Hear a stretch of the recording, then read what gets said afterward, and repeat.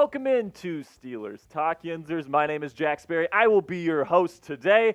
Terrell Edmunds has said his goodbyes to the Pittsburgh Steelers. We'll be breaking that down in just a second. And then also, Bud Dupree has hinted at a return to the black and gold, covering that also on today's show. And then finally, stick around for 3 new free agency targets that Bleacher Report had for the Steelers. Let's just jump right into the Terrell Edmunds news here, which is that this morning he tweeted out a tweet that all that was on there was an emoji of someone giving a salute, and people are taking that to mean that he is out of here. He's out of Pittsburgh. He's going to be elsewhere in 2023. So wish him the best of luck. I really do think that he was a good player here with the Pittsburgh Steelers, but it seems like the money figures based on what the Steelers want to pay him and what Terrell wants in free agency just don't link up right now. So it seems like he's saying sayonara, and he's out of town here. So go and like this video right now to wish Terrell Edmunds the best of luck in NFL free agency and with his new team, wherever that may be.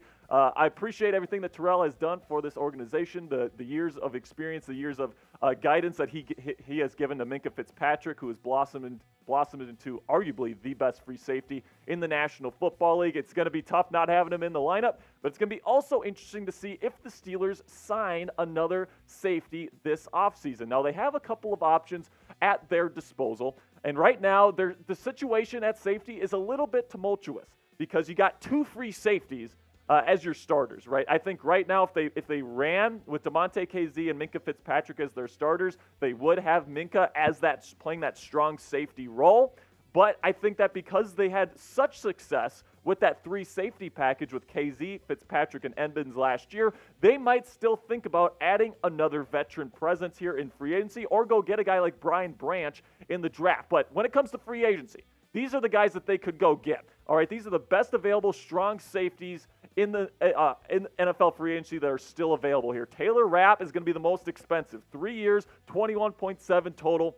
That's a pretty hefty price. I'm not sure if the Steelers are going to want to pay that kind of price. Rapp's a good player, not a great athlete. He plays with really good instincts, but it really seems like Mike Tomlin really likes his athletes, so I don't think Taylor Rapp is really on the Steelers' radar, but who knows? Then you got Adrian Amos.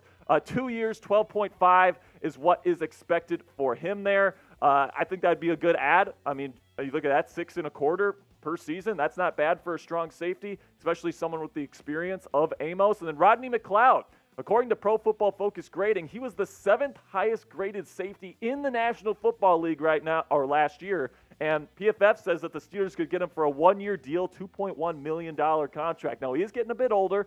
It seems like he wants to go to a contender. So the question is, does he view the Pittsburgh Steelers as a contender? But I would love to see Rodney McLeod in black and gold. And then another option here, Duron Harmon, kind of a cheaper option. Graded okay. He was the 22nd highest graded safety in the National Football League last year. So he's all right. And, the price tag definitely reflects that there. 1 year, $1.7 million. So let me know in the comment section right now what you guys think. Should the Pittsburgh Steelers sign another safety in NFL free agency? Type Y if you think yes, or type N if you think no. This is going to be the pinned comment on today's show. So here's what's going to happen.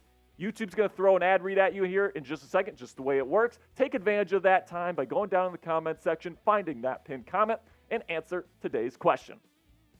So in other news or rumors here today for the Pittsburgh Steelers, Bud Dupree has hinted at a Steelers reunion. So Ramon Foster, he's somebody that has a radio show in Pittsburgh, former Steelers player, and he has connections with Bud Dupree, and he was texting with him during his show, and he was texting him, and Bud Dupree, when he asked Bud if he was coming back to the Steelers, all he did was send him a shush emoji, which a lot of people are taking as, he can't talk about it, he's in discussions. So I think it's actually pretty likely at this point that we're gonna hear news that Bud Dupree has come to terms with the Pittsburgh Steelers in the coming days. He had his best years in the black and gold, rushing alongside T.J. Watt. Now, if he comes to the Steelers now, it will be more as a rotational piece that comes in on third down as an additional pass rushing weapon. And I think quite frankly, that's the perfect role for him. I think he's a pass rushing specialist. I think that he would really thrive in that role, and it would really make this Steelers pass rush that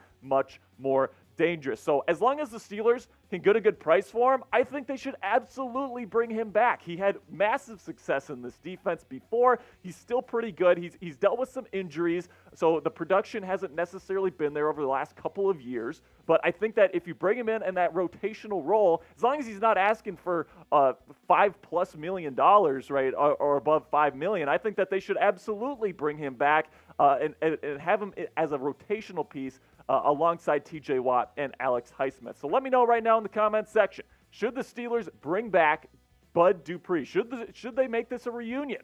Type hell yes or hell no in the comment section for me right now. For me, this is a big hell yes as long as they can get the right price for him.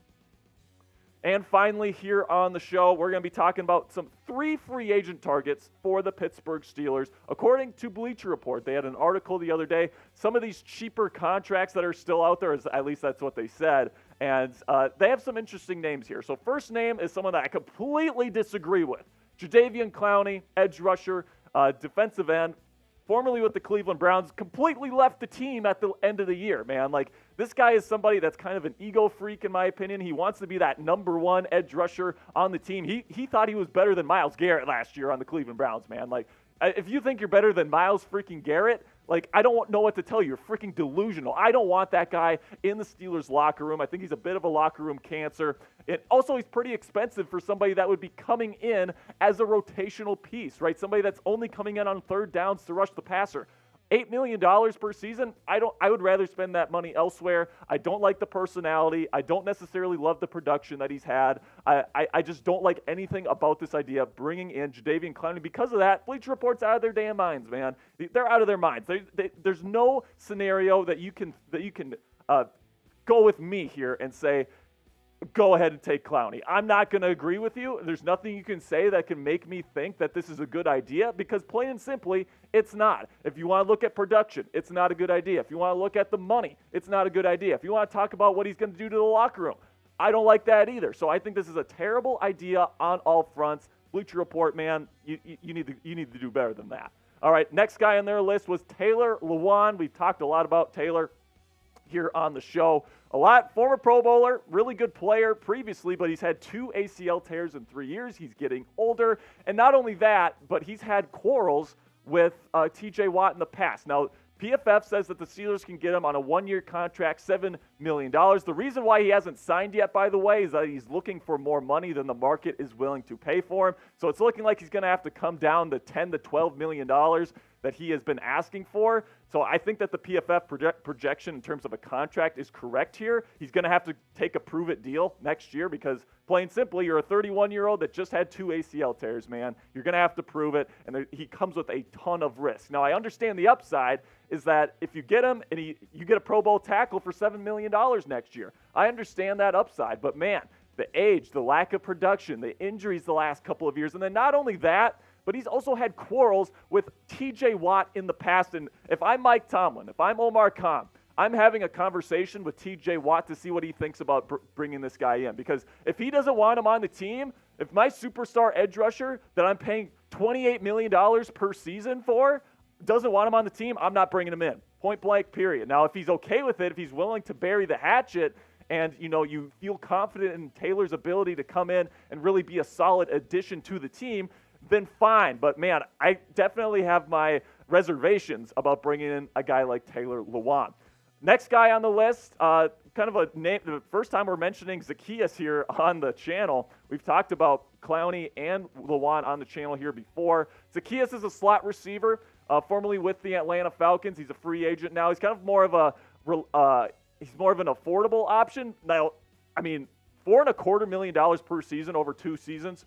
That's a little rich for me with Zaccheaus. Now, you can see that he's had okay production over the last couple of years, but that's because the Falcons just have had no wide receiver depth whatsoever. They've had Kyle Pitts at tight end and Drake London in there, but it's like, other than that, they've had nobody down there. And Zaccheaus, he's 5'8", 193 pounds. And personally, guys, if they want to bring in a slot receiver to go along and give like another flavor to Calvin Austin III, I'd rather it be someone that's a bit bigger. Maybe someone like a Jarvis Landry who's over 200 pounds, right, at 5'11". I'd rather go get a guy like that because Calvin Austin III, guys, plain simply, he's tiny. 5'9", and he was weighed in at 162 pounds. when he weighed in during the preseason last year for the Steelers. I mean, this guy's tiny. He's coming off a major foot injury, and he's not, in my opinion, he's definitely not going to be an impact player in terms of run blocking. We know right now that Andy Weidl, Omar Khan, Mike Tomlin, offensive coordinator Matt Canada, they're trying to establish